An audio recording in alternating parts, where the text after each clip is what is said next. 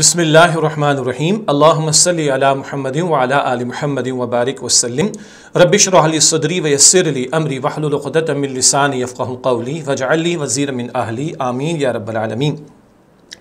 عزیز طلباء و طالبات، محترم حضرات و خواتین و معزز اساتذہ کرام، السلام علیکم ورحمۃ اللہ وبرکاتہ۔ اللہ تعالیٰ کی ذات سے امید اور دعا ہے کہ آپ جہاں کہیں بھی ہوں، اللہ تعالیٰ آپ سب کو ہم سب کو خیر اور عافیت اور سلامتی اور ایمان کی بہتری اور سلامتی کے ساتھ رکھے۔ الحمدللہ آج ہماری کلاس نمبر ہے 64، مطالعہ قرآن حکیم کا چوتھا حصہ۔ سورہ فاطر کا ہم نے مطالعہ شروع کیا تھا پچھلی نشست میں۔ آج سورہ فاطر کی آیات 12 سے 23 تک کا مطالعہ کریں گے۔ جو شائع شدہ کتاب الفاؤنڈیشن کی ہے اس کے صفحات ہیں 200 اور 201۔ تو کلاس نمبر 64 64 اور سورہ فاطر کی آیات 12 سے 23 کا مطالعہ۔ سب سے پہلے ہمیشہ کی طرح مقاصد مطالعہ، لرننگ آؤٹ کم، جن باتوں کو ہم جانیں گے ان میں سے کچھ کا ذکر، مندرجہ ذیل باتیں معلوم ہو جائیں۔ پہلی بات، اللہ سبحانہ و تعالیٰ نے ہمارے لیے سمندروں میں کیا کیا فائدے رکھے ہیں، بہت قیمتی بات ہے۔ دوسری بات، اللہ سبحانہ و تعالیٰ کا فضل تلاش کرنے سے کیا مراد ہے، ایک خاص مفہوم ہے فضل کا جو آج ہم سمجھیں گے۔ اللہ کا فضل تلاش کرنا، اس سے کیا مراد ہے۔ نمبر 3، سورج اور چاند کو مسخر کرنے سے کیا مراد ہے۔ ان کو پیدا تو اللہ نے کیا، لیکن اللہ کہتے ہیں تمہارے لیے مسخر کر دیا، تو یہ چاند اور سورج کا مسخر کر دیا جانا لوگوں کے لیے، اس سے کیا مراد ہے۔ نمبر 4، بیان کی گئی متضاد چیزوں یعنی اندھے اور دیکھنے والے، تاریکی اور روشنی، سائے اور گرم ہوا سے کیا مراد ہے۔ یہ وہ باتیں ہیں، چیزیں جو ایک دوسرے کی ضد ہیں، متضاد ہیں، اپوزٹ ہیں، ان سے کیا مراد ہے، یہ بیان بھی ہمارے سامنے انشاءاللہ آئے گا۔ یہ تو بات ہو گئی مقاصد مطالعہ کے حوالے سے۔ اب آئیے آج جن آیات کا مطالعہ کر رہے ہیں ان کا پہلے ترجمہ آپ کے سامنے رکھتے ہیں، پھر اس کے بعد تشریح بھی رکھیں گے۔ سورہ فاطر کی آیت نمبر 12 کا ترجمہ آپ کے سامنے رکھ رہے ہیں۔ اعوذ باللہ من الشیطان الرجیم، بسم اللہ الرحمن الرحیم۔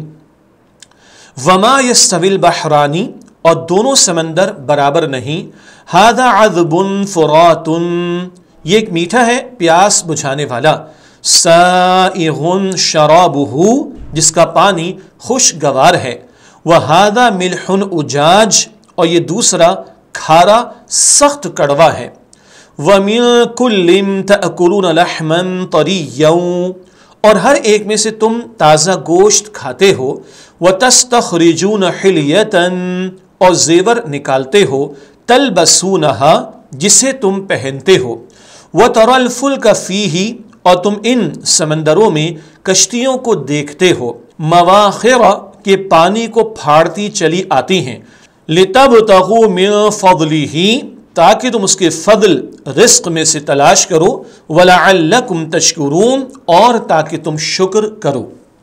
اگلی آیت سورہ فاطر کی آیت نمبر 13، یولج اللیل فی النہار، وہ رات کو دن میں داخل فرماتا ہے، ویولج النہار فی اللیل، اور دن کو رات میں داخل فرماتا ہے، وسخر الشمس والقمر، اور اس نے سورج کو اور چاند کو مسخر کر رکھا ہے، کل یجری لاجل مسمی، ہر ایک وقت مقرر تک چل رہا ہے، ذالکم اللہ ربکم، یہی اللہ تمہارا رب ہے، لہ الملک، اسی کے لیے بادشاہی ہے، والذین تدعون من دونہ، اور جنہیں تم اس کے سوا پوجتے ہو، ما یملکون من قطمیر، وہ تو کھجور کی گٹھلی کے ایک چھلکے کے بھی مالک نہیں۔ آیت نمبر 14 سے 16، ان تدعوہم، اگر تم انہیں پکارو، لا یسمعوا دعاءکم، تو وہ تمہاری پکار نہیں سنیں گے، ولو سمعوا، اور اگر سن بھی لیں، مستجابوا لکم، تو تمہیں کوئی جواب نہیں دے سکتے، ویوم القیامت یکفرون بشرککم، اور قیامت کے دن وہ تمہارے شرک کا انکار کریں گے، ولا ینبئک مثل خبیر، اور آپ کو خبر دینے والے اللہ کی طرح کوئی اور خبر نہیں دے سکتا۔ یا ایہا الناس، اے لوگو، انتم الفقراء الی اللہ، تم سب اللہ کے محتاج ہو، واللہ هو الغنی الحمید، اور اللہ ہی بے نیاز بہت تعریفوں والا ہے، ان یشأ یذہبکم، اگر وہ چاہے تو تمہیں لے جائے، ویأتی بخلق جدید، اور نئی مخلوق لے آئے۔ اگلی آیات 17 اور 18، وما ذلک علی اللہ بعزیز، اور یہ بات اللہ پر کچھ مشکل نہیں ہے، ولا تزر وازرة وزر اخرى، اور کوئی بوجھ اٹھانے والا کسی دوسرے کے گناہوں کا بوجھ نہیں اٹھائے گا۔ وَإِن تَدْعُ مُثْقَلَةٌ، اور اگر کوئی بوجھ والا کسی کو بلائے گا، إِلَىٰ حِمْلِهَا، اپنے بوجھ اٹھانے کی طرف، لَا يُحْمَلْ مِنْهُ شَيْءٌ، تو اس کے بوجھ سے ذرا سا بھی نہ اٹھایا جائے گا۔ وَلَوْ كَانَ ذَا قُرْبَىٰ، اگرچہ وہ قریب رشتہ دار ہی کیوں نہ ہو۔ إِنَّمَا تُنذِرُ، آپ تو صرف انہیں ڈرانے والے ہیں، الَّذِينَ يَخْشَوْنَ رَبَّهُمْ بِالْغَيْبِ، جو بغیر دیکھے اپنے رب سے ڈرتے ہیں۔ ملا کر پڑھنے کی ترتیب بھی سن لیں۔ إِنَّمَا تُنذِرُ الَّذِينَ يَخْشَوْنَ رَبَّهُمْ بِالْغَيْبِ وَأَقَامُوا الصَّلَاةَ، اور نماز قائم کرتے ہیں۔ وَمَا تَزَكَّىٰ، اور جو شخص بھی اپنے نفس کو پاک کرتا ہے، فَإِنَّمَا يَتَزَكَّىٰ لِنَفْسِهِ، تو وہ اپنے فائدے کے لیے اپنے نفس کو پاک کرتا ہے۔ وَإِلَى اللَّهِ الْمَصِيرُ، اور اللہ ہی کی طرف واپس جانا ہے۔ اگلی آیات سورہ فاطر آیات 19 تا 23۔ وَمَا يَسْتَوِي الْأَعْمَىٰ وَالْبَصِيرُ، اور برابر نہیں ہو سکتے اندھا اور دیکھنے والا۔ وَلَا الظُّلُمَاتُ وَلَا النُّورُ، اور نہ اندھیرے اور نہ روشنی۔ وَلَا الظِّلُّ وَلَا الْحَرُورُ، اور نہ ہی سایہ اور نہ دھوپ۔ وَمَا يَسْتَوِي الْأَحْيَاءُ وَلَا الْأَمْوَاتُ، اور برابر نہیں ہو سکتے زندہ لوگ اور نہ مردے۔ إِنَّ اللَّهَ يُسْمِعُ مَن يَشَاءُ، بے شک اللہ جسے چاہتا ہے سنا دیتا ہے۔ وَمَا أَنتَ بِمُسْمِعٍ مَّن فِي الْقُبُورِ، اور آپ انہیں سنانے والے نہیں جو قبروں میں ہیں۔ إِنْ أَنتَ إِلَّا نَذِيرٌ، آپ تو صرف ڈرانے والے رسول ہیں۔ یہ حمزہ آج جن آیات کا مطالعہ کریں ان کا ترجمہ ہوا۔ اب آئیے آج کی آیات کا مفہوم اور تشریح سمجھتے ہیں۔ مطالعہ شروع کر رہے ہیں سورہ فاطر کی آیت نمبر 12 سے۔ وَمَا يَسْتَوِي الْبَحْرَانِ هَٰذَا عَذْبٌ فُرَاتٌ سَائِغٌ شَرَابُهُ وَهَٰذَا مِلْحٌ أُجَاجٌ وَمِن كُلٍّ تَأْكُلُونَ لَحْمًا طَرِيًّا، اور دونوں سمندر برابر نہیں ہیں۔ یہ ایک میٹھا ہے پیاس بجھانے والا جس کا پانی خوشگوار ہے، اور یہ دوسرا کھارا سخت کڑوا ہے، اور ہر ایک میں سے تم تازہ گوشت کھاتے ہو۔ وَتَسْتَخْرِجُونَ حِلْيَةً تَلْبَسُونَهَا وَتَرَى الْفُلْكَ فِيهِ مَوَاخِرَ لِتَبْتَغُوا مِن فَضْلِهِ وَلَعَلَّكُمْ تَشْكُرُونَ، اور زیور نکالتے ہو جسے تم پہنتے ہو، اور تم ان سمندروں میں کشتیوں کو دیکھتے ہو کہ پانی کو پھاڑتی چلی آتی ہیں تاکہ تم اس کے فضل رزق میں سے تلاش کرو۔ اس آیت کی تشریح کرتے ہیں اللہ سبحانہ و تعالیٰ کی قدرت کی دلیل۔ اس آیت میں اللہ سبحانہ و تعالیٰ نے اپنی قدرت کو بیان فرمایا ہے کہ اس نے 2 قسم کے سمندر پیدا فرمائے۔ عجیب بات لگ رہی ہے، 2 قسم کے سمندر، کیا مراد؟ دیکھنے میں دونوں ساتھ ساتھ چل رہے ہوتے ہیں لیکن آپس میں ملتے نہیں، لیکن ایک کا پانی میٹھا شینی ہے اور دوسرے کا پانی نمکین کھارا ہے۔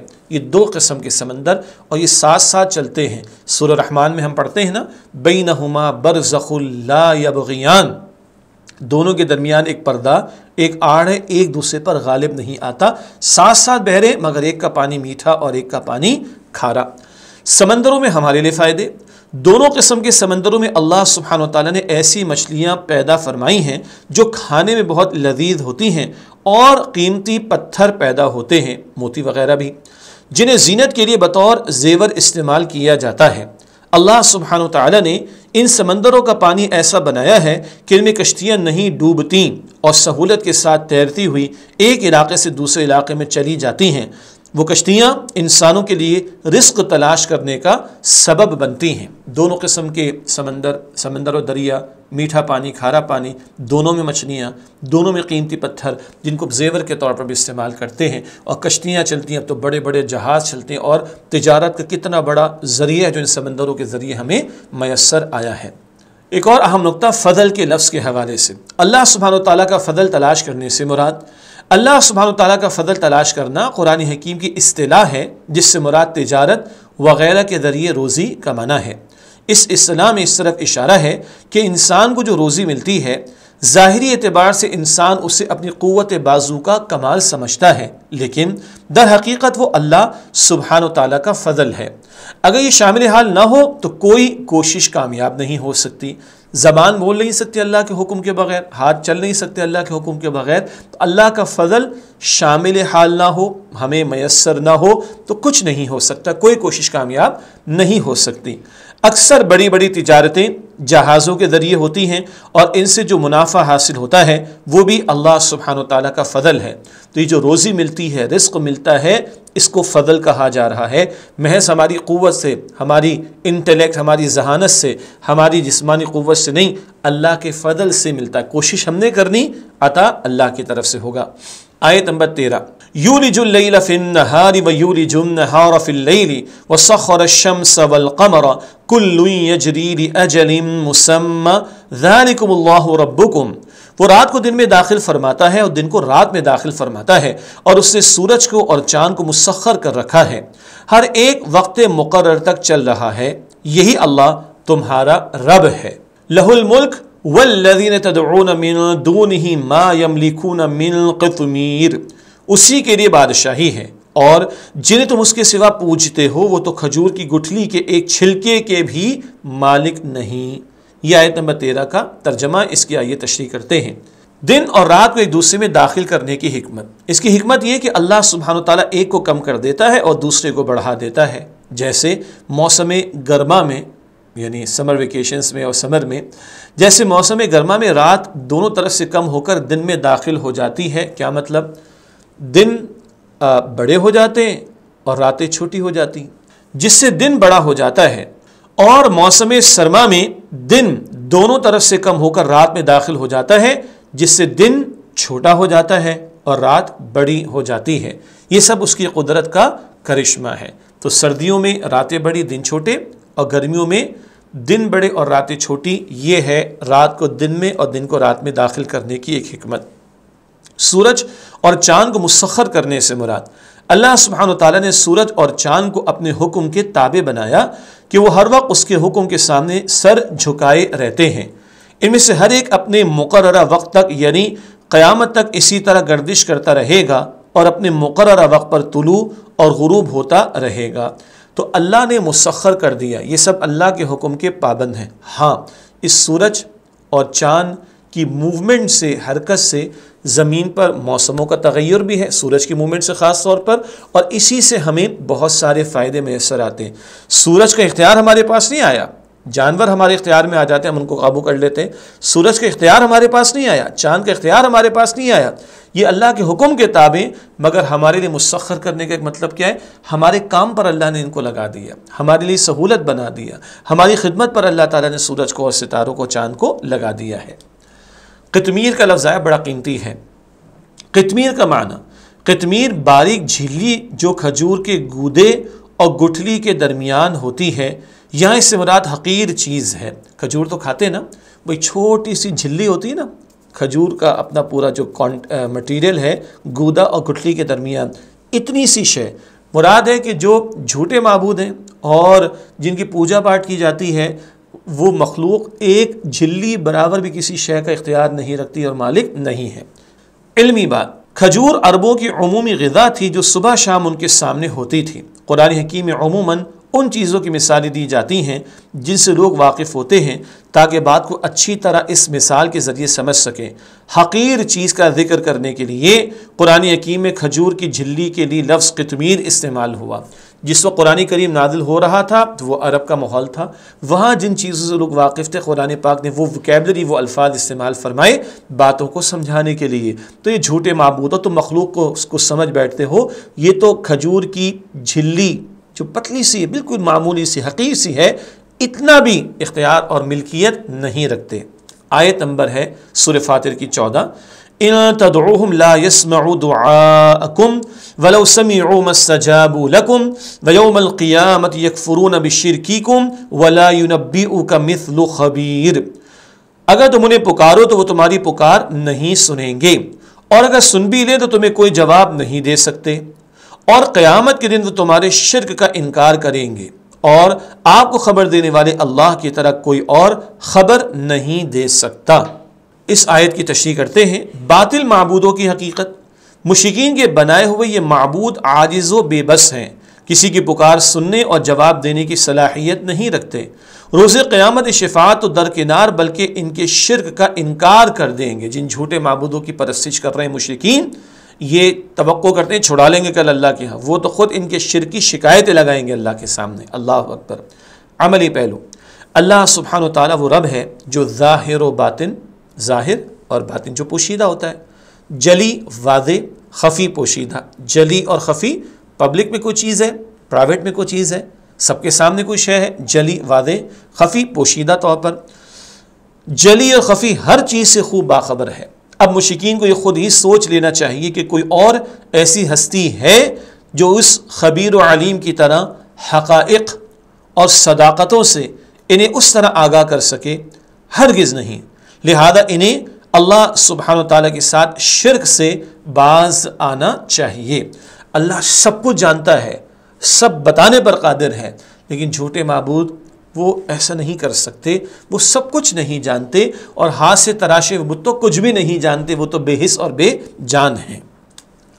سورہ فاطر کی آیت نمبر 15، یا ایھا الناس انتم الفقراء الی اللہ واللہ هو الغنی الحمید۔ اے لوگو تم سب اللہ کے محتاج ہو، اور اللہ ہی بے نیاز بہت تعریفوں والا ہے۔ اس آیت کی تشریح کرتے ہیں، انسانوں کی حقیقت سے آگاہی۔ اپنے وجود اور بقا میں ہر چیز اللہ سبحانہ وتعالیٰ کی قدرت کی محتاج ہے۔ ہم سب محتاج ہیں، فقیر ہیں، اللہ غنی ہے، وہ بے نیاز ہے۔ بالخصوص انسان کے متعلق فرمایا، اور انسان کو کمزور پیدا کیا گیا ہے۔ سورہ نساء کی آیت نمبر 28 ہے۔ بکری کا بچہ پیدا ہوتا ہے، کچھ گھنٹے اس کی ٹانگیں کاپتی ہیں، کھڑا ہو جاتا ہے۔ انسان کا بچہ 8-10 مہینے لیٹا ہی رہتا ہے۔ کتنا کمزور ہے انسان، اللہ اکبر۔ دوسری جگہ فرمایا، اللہ سبحانہ وتعالیٰ ہی ہے جس سے تم کو کمزوری کی حالت سے پیدا کیا۔ یہ سورۃ الروم کی آیت نمبر 54 میں ذکر آیا ہے۔ اللہ سبحانہ وتعالیٰ کی صفات کا ذکر۔ اللہ سبحانہ وتعالیٰ بے نیاز اور غنی ہے، سب مخلوق اس کی محتاج ہے۔ اللہ سبحانہ وتعالیٰ ہی ان کی ضروریات پوری فرماتا ہے اور ان کو اپنے انعام اور اکرام سے نوازتا ہے۔ اس کی کوئی حاجت نہیں جو مخلوق کو پوری کرنا ہو۔ اپنی ذات میں وہ خود محمود ہے۔ محمود خود بخود اللہ کی تعریف ہو رہی ہے۔ کوئی اس کی حمد کرے یا نہ کرے، مگر حمد یعنی شکر اور تعریف کا استحقاق، تھوڑا مشکل لفظ آ گیا، حق، رائٹ، اسی کو پہنچتا ہے۔ الحمدللہ رب العالمین، تمام تعریف کس کے لیے؟ اللہ کے لیے۔ اس لیے وہ لائق حمد اور ستائش ہے، یعنی تعریف کے قابل اللہ تعالیٰ ہی کی ذات ہے۔ سب اس کے محتاج ہیں، وہ کسی کا محتاج نہیں ہے۔ آیت نمبر 16، ان یشاء یذہبکم ویأتی بخلق جدید۔ اگر وہ چاہے تو تمہیں لے جائے اور نئی مخلوق لے آئے۔ اس آیت کی تشریح، بے نیازی اور قادر مطلق ہونے کی دلیل۔ قادر مطلق، ایبسلیوٹ پاور رکھنے والا، کل اختیار رکھنے والا، اس بات کی دلیل۔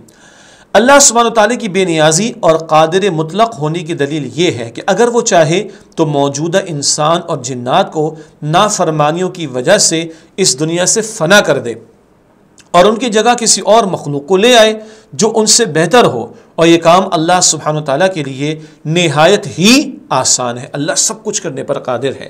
نئی مخلوق سے مراد ایسی مخلوق جو اللہ سبحانہ وتعالیٰ کی اطاعت گزار ہو اور اس کی نافرمانی نہ کرے۔ اللہ بتا رہا ہے، تم اگر میری عبادت نہ کرو تو اللہ فرما رہے تمہاری کوئی حاجت نہیں مجھے، ہمیں اللہ کو ہماری کوئی ضرورت نہیں، اللہ تمہیں مٹا دے گا، تمہاری جگہ کسی اور قوم کو لے آئے گا، اور وہ اللہ تعالیٰ کی فرما برداری کرنے والے ہوں گے۔ اللہ تمہارا محتاج نہیں ہے۔ عملی پہلو، ہمیں ہر وقت اللہ سبحانہ تعالیٰ کی فرما برداری میں رہنا چاہیے، ورنہ کہیں ایسا نہ ہو کہ پہلی قوموں کی طرح خدا نخواستہ ہم پر بھی اللہ سبحانہ تعالیٰ کا کوئی عذاب آ جائے، جیسا کہ اللہ سبحانہ تعالیٰ کا ابتدائی نوع انسانی سے یہی دستور رہا ہے کہ وہ نافرمان اور سرکش قوموں کو نیست و نابود کر کے ان کی جگہ دوسری قومیں لا کر آباد کرتا رہا ہے۔ نافرمانوں کو اللہ نے مٹا دیا نا، کتنی مرتبہ پچھلے پیغمبروں کی قوموں کے واقعات ہمارے سامنے آ چکے۔ ڈرنا چاہیے اور اللہ تعالیٰ کی نافرمانی سے بچنا چاہیے۔ سورہ فاطر کی آیت نمبر 17، وَمَا ذَلِكَ عَلَى اللَّهِ بِعَزِيزٍ، اور یہ بات اللہ پر کچھ مشکل نہیں ہے۔ اللہ سبحانہ تعالیٰ کے اختیار کا ذکر۔ اللہ سبحانہ تعالیٰ مخلوق پر ہر حکم کو نافذ کرنے کا پورا اختیار اور غلبہ رکھتا ہے۔ اللہ سبحانہ تعالیٰ کی طرف سے جب کسی کو سزا دینے کا فیصلہ صادر ہوتا ہے تو ساری کائنات میں کوئی طاقت ایسی نہیں ہے جو اس کا ہاتھ پکڑ سکے اور اس کے فیصلے کو نافذ ہونے سے روک سکے۔ اللہ جو چاہے کر سکتا ہے، کوئی اس کے فیصلے کو روکنے والا نہیں ہے۔ سورہ فاتر کی آیت نمبر 18، وَلَا تَزِرُ وَازِرَةٌ وِزْرَ أُخْرَى وَإِن تَدْعُ مُثْقَلَةٌ إِلَىٰ حِمْلِهَا لَا يُحْمَلْ مِنْهُ شَيْءٌ، اور کوئی بوجھ اٹھانے والا کسی دوسرے کے گناہوں کا بوجھ نہیں اٹھائے گا، اور اگر کوئی بوجھ والا کسی کو بلائے گا اپنے بوجھ اٹھانے کی طرف تو اس کے بوجھ سے ذرا سا بھی نہ اٹھایا جائے گا۔ وَلَوْ كَانَ ذَا قُرْبَى إِنَّمَا تُنذِرُ الَّذِينَ يَخْشَوْنَ رَبَّهُمْ بِالْغَيْبِ وَأَقَامُوا الصَّلَاةَ، اگرچہ وہ قریب رشتہ دار ہی کیوں نہ ہو، آپ تو صرف انہیں ڈرانے والے جو بغیر دیکھے اپنے رب سے ڈرتے ہیں اور نماز قائم کرتے ہیں۔ وَمَا تَزَكَّى فَإِنَّمَا يَتَزَكَّى لِنَفْسِهِ وَإِلَى اللَّهِ الْمَصِيرُ، اور جو شخص بھی اپنے نفس کو پاک کرتا ہے تو وہ اپنے فائدے کے لیے اپنے نفس کو پاک کرتا ہے اور اللہ ہی کی طرف واپس جانا ہے۔ یہ آیت نمبر 18 کا ترجمہ، آئیے اس کی تشریح کی طرف چلتے ہیں۔ قیامت کے دن کی کیفیت، قیامت کے دن نفسا نفسی کا عالم ہوگا۔ نفسا نفسی، ہر ایک کو اپنی فکر پڑی ہوگی، کوئی کسی دوسرے کے بارے میں سوچے گا بھی نہیں، ہر کوئی اپنی ہی فکر میں لگا ہوگا۔ میدان حشر میں اگر کوئی گناہگار اپنے گناہوں کے بوجھ کو ناقابل برداشت پا کر اپنے کسی قریبی رشتہ دار کو بھی مدد کے لیے پکارے گا تو وہ بھی بیگانوں کی طرح اس کے قریب سے گزر جائے گا اور اس کی کوئی مدد نہیں کرے گا، کوئی کسی کو نہیں پوچھے گا۔ علمی بات، ابی رمسہ رضی اللہ تعالیٰ عنہ کہتے ہیں میں اپنے والد کے ساتھ نبی کریم صلی اللہ علیہ وسلم کی خدمت میں ایک روز گیا، جب مجھ پر آپ صلی اللہ علیہ وآلہ وسلم کی نظر پڑی تو آپ صلی اللہ علیہ وآلہ وسلم نے میرے والد سے پوچھا کہ یہ لڑکا تمہارا بیٹا ہے؟ میرے والد نے جواب دیا جی ہاں۔ آپ صلی اللہ علیہ وسلم نے فرمایا کہ یہ باپ بیٹے کا تعلق دنیا ہی دنیا کا ہے، آخرت میں نہ بیٹا باپ کے کچھ گناہ بٹا سکتا ہے نہ باپ بیٹے کے۔ یہ فرما کر پھر آپ صلی اللہ علیہ وسلم نے یہ آیت تلاوت فرمائی، یعنی سورہ فاتر کی آیت نمبر 18 کہ جو اپنے نفس کو پاک کرتا ہے وہ اپنے فائدے ہی کے لیے اپنے نفس کو پاک کرتا ہے۔ یہ حدیث مبارک جامع ترمذی، سنن ابی داؤد، سنن نسائی اور بہقی شریف کی احادیث کی کتب میں آئی ہے۔ بلانے پر بوجھ اٹھانے کا ذکر، کوئی قریبی رشتہ دار کو پکار لے، بلا لے، کیا ہوگا؟ عرب کیا معروف تھا کہ جب کوئی تمہیں مدد کے لیے بلائے تو ہر صورت اس کی مدد کرو۔ اس سے یہاں فرمایا گیا کہ وہاں بلانے پر بھی کوئی مدد نہیں کرے گا، ہر ایک کو اپنی فکر پڑی ہوگی۔ پیغام حق سے فائدہ اٹھانے والے، نبی کریم صلی اللہ علیہ وسلم کی دعوت و تبلیغ سے مستفید وہی لوگ ہوں گے جو بن دیکھے اپنے رب سے ڈرتے ہوں اور اعمال صالحہ کرتے ہوں۔ مستفید ہونے کا مطلب فائدہ اٹھانا۔ آج اللہ کو بغیر دیکھے بن دیکھے ماننا، غیب پر ایمان اور نیک اعمال کرنے والے، یہ وہ اصل میں لوگ ہیں جن کو نبی کریم صلی اللہ علیہ وسلم کی دعوت سے واقعتاً فائدہ ملے گا۔ یہ وہ لوگ ہیں جو اپنی عقل و فکر، سمع و بصر، سننا و دیکھنا، اور قلب و نظر کی صلاحیتوں سے صحیح فائدہ اٹھاتے ہیں اور پیغام حق و ہدایت کو قبول کر کے اپنے باطن کو ایمان و یقین کے نور سے منور کرتے ہیں۔ اللہ تعالیٰ انہی لوگوں میں مجھے اور آپ کو شامل رکھے۔ سورہ فاتر کی آیت نمبر 19، وَمَا يَسْتَوِي الْأَعْمَى وَالْبَصِيرُ، اور برابر نہیں ہو سکتے اندھا اور دیکھنے والا۔ اندھے اور دیکھنے والوں سے مراد، اندھے سے کافر اور دیکھنے والے سے مومن مراد ہے۔ اللہ سبحانہ و تعالیٰ نے مومن و کافر کے درمیان فرق بیان فرمایا ہے کہ جس طرح اندھا اور بینا، بینا کون؟ دیکھنے والا، اندھا اور بینا برابر نہیں ہو سکتے، اسی طرح کافر و مومن برابر نہیں ہو سکتے۔ آیت نمبر 20، وَلَا الظُّلُمَاتُ وَلَا النُّورُ، اور نہ اندھیرے اور نہ روشنی، یہ بالکل متضاد ہیں، برابر نہیں ہو سکتے۔ تاریکی اور روشنی سے مراد، تاریکی اور روشنی سے کفر و ایمان کی مثال سمجھائی گئی ہے کہ اندھیروں سے مراد کفر ہے، نور سے مراد ایمان ہے۔ عملی پہلو، جن لوگوں نے نور حق و ہدایت سے منہ موڑ رکھا ہے انہوں نے گویا اپنی آنکھوں کو پھوڑ دیا اور اپنی صلاحیتوں کو برباد کر دیا ہے۔ ایسے لوگوں کے دلوں میں نور حق و ہدایت نہیں اتر سکتا۔ جو جانتے بوجھتے ضد پر اڑ کر حق کو رد کر دے، آنکھوں پر پٹیاں باندھ لے، آنکھوں کو پھوڑ ڈالے، اس کو ہدایت نہیں ملتی۔ جس میں طلب ہوگی، تڑپ ہوگی، اس کو ہدایت بھی ملے گی، اس کے قلب کو اللہ تعالیٰ نور ایمان سے منور بھی فرمائے گا۔ اللہ ہم سب کو ہدایت کی سچی طلب اور تڑپ بھی عطا فرمائے۔ یہ جب دعا کرتے ہیں اہدنا الصراط المستقیم، یہ دل سے دعا ہوگی تو ہدایت پر مزید ہدایت ہمیں ملے گی انشاءاللہ۔ آیت نمبر 21، وَلَا الظِّلُّ وَلَا الْحَرُورُ، اور نہ ہی سایہ اور نہ دھوپ۔ یہ اپوزٹ چیزوں کا ذکر آ رہا ہے، متضاد چیزوں کا ذکر آ رہا ہے۔ اب سائے اور دھوپ کا ذکر ہے۔ سائے اور گرم ہوا سے مراد حق و باطل، ثواب و عذاب، جنت اور جہنم، نیکی کی ٹھنڈک اور گناہ کی تپش، یہ سب مراد لیے جا سکتے ہیں۔ یہ سب متضاد صفات ہیں، ایک دوسرے کے اپوزٹ۔ جس طرح یہ سب صفات برابر نہیں ہو سکتی، اسی طرح حق کے راستے پر چلنے والے اور جہالت کے اندھیروں میں بھٹکنے والے کبھی برابر نہیں ہو سکتے۔ دونوں کا انجام بھی یقیناً مختلف ہوگا۔ عملی پہلو، ہمیں سوچنا چاہیے کہ ایمان کا حاصل رحمت کا سایہ اور کفر اور شرک کا انجام جھلساتی لو ہے، تیز سخت لو جو جلا کر رکھ دے۔ تو ایمان کا نتیجہ رحمت اور شرک و کفر کا نتیجہ عذاب۔ جب تمام اشیاء کے مراتب یعنی مرتبے اور ان کے درمیان امتیاز اور ان کی متضاد ایک دوسرے کے برعکس صفات اور نتائج خوب واضح ہو گئے ہوں تو ایک دور اندیش اور عقل مند شخص کو اپنے لیے وہی چیز منتخب کرنی چاہیے جو بہتر اور ترجیح دیے جانے کی مستحق ہو۔ دور اندیش بہت دور تک دیکھنے والا، سوچنے والا۔ بات تو واضح ہو گئی نا، ایمان رحمت کی طرف لے جائے گا، کفر عذاب کی طرف لے جائے گا، نیکی ٹھنڈک کی طرف لے جائے گی، جنت کی، گناہ جہنم کی آگ کی تپش کی طرف لے جائے گا۔ تو کیا بہتر ہے؟ نیکی کی طرف آؤ۔ کیا بہتر ہے؟ ایمان کی طرف آؤ، اس کو اختیار کیا جائے۔ اور وہ جو برائی کی طرف لے جانے والا، برے انجام کی طرف لے جانے والا ہے، شرک ہے، کفر ہے، گناہ ہے، اس سے بندہ اپنے آپ کو بچانے کی کوشش کرے۔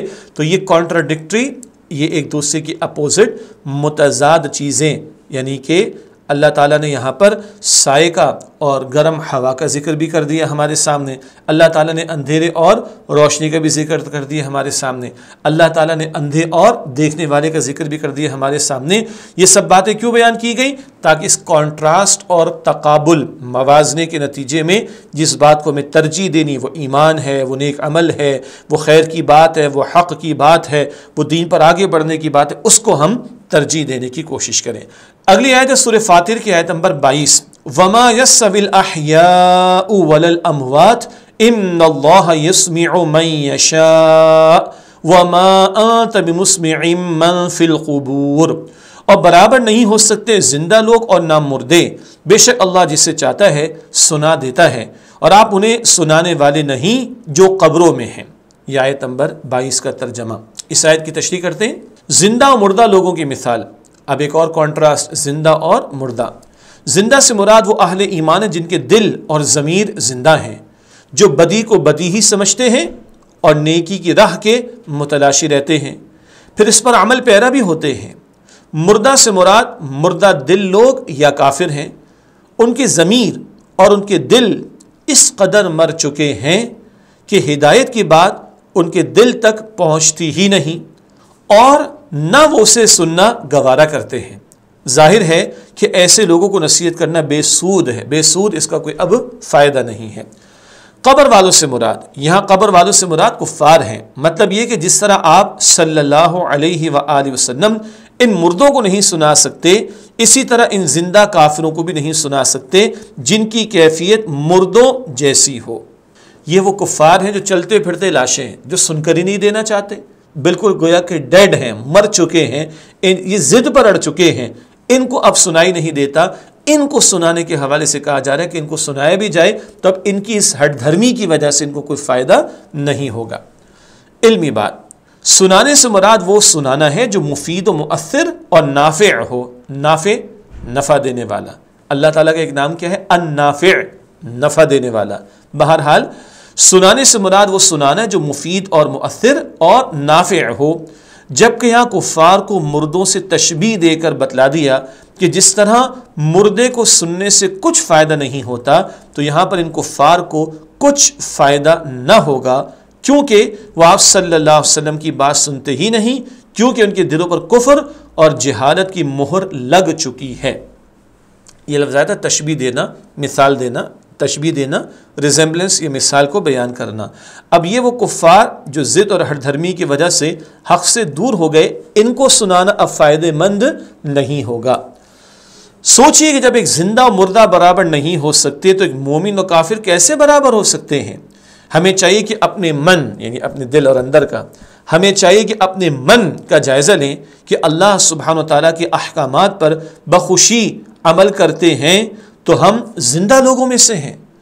اگر ہم اللہ سبحانہ و تعالیٰ کے حکم کو نظر انداز کرتے تو ہمیں ڈرنا چاہیے کہ کہیں ہمارا شمار قرآن حکیم کے الفاظ کی روح سے مردہ لوگوں میں نہ ہو جائے۔ ایسے مردہ ہونے سے اللہ ہم سب کی حفاظت فرمائے۔ ایمان بھی ہمارے دلوں میں ہو، اللہ کے احکامات کو سنیں اور تابع ہوں اور ان احکامات پر عمل کرنے والے ہوں۔ یہ اصل زندگی ہے جو اللہ چاہتا ہے۔ آخری آیت ہے آج کی کلاس کی، سورہ فاطر کی آیت نمبر 23، ان انت الا نذیر، آپ تو صرف ڈرانے والے رسول ہیں۔ اس آیت کی تشریح کرتے ہیں نبی کریم صلی اللہ علیہ وآلہ وسلم کو تسلی۔ آپ صلی اللہ علیہ وآلہ وسلم کی ذمہ داری صرف لوگوں کو اللہ سبحانہ تعالیٰ کے عذاب سے ڈرانے کی ہے، انہیں ہدایت دینا اللہ سبحانہ تعالیٰ کا کام ہے۔ نہ ماننے والے کفار کے متعلق آپ صلی اللہ علیہ وآلہ وسلم سے سوال نہ ہوگا کہ یہ ایمان کیوں نہ لائے، اس لیے آپ صلی اللہ علیہ وآلہ وسلم ان کے ایمان نہ لانے پر اس قدر رنجیدہ اور غم زدہ نہ ہوں۔ آپ کا کام پہنچانا ہے، جو ضد کر کے انکار کر کے کفر پر اڑ گیا اس کا اسی کو نقصان ہوگا۔ آپ صلی اللہ علیہ وسلم تسلی رکھیے کہ اس کی گمراہی کا آپ سے کچھ سوال نہیں ہوگا۔ الحمدللہ آج کی کلاس ہماری مکمل ہوئی۔ اللہ تعالیٰ سے دعا ہے کہ اللہ تعالیٰ ہم سب کی، ہمارے گھر والوں کی اور تمام مسلمانوں کی مغفرت فرمائے۔ انشاءاللہ اگلی کلاس میں پھر آپ سے ملاقات ہوگی اور سورہ فاطر کے مزید آیات کا مطالعہ آپ کے سامنے رکھیں گے۔ تب تک کے لیے اجازت، وآخر دعوانا ان الحمدللہ رب العالمین، والسلام علیکم ورحمۃ اللہ وبرکاتہ۔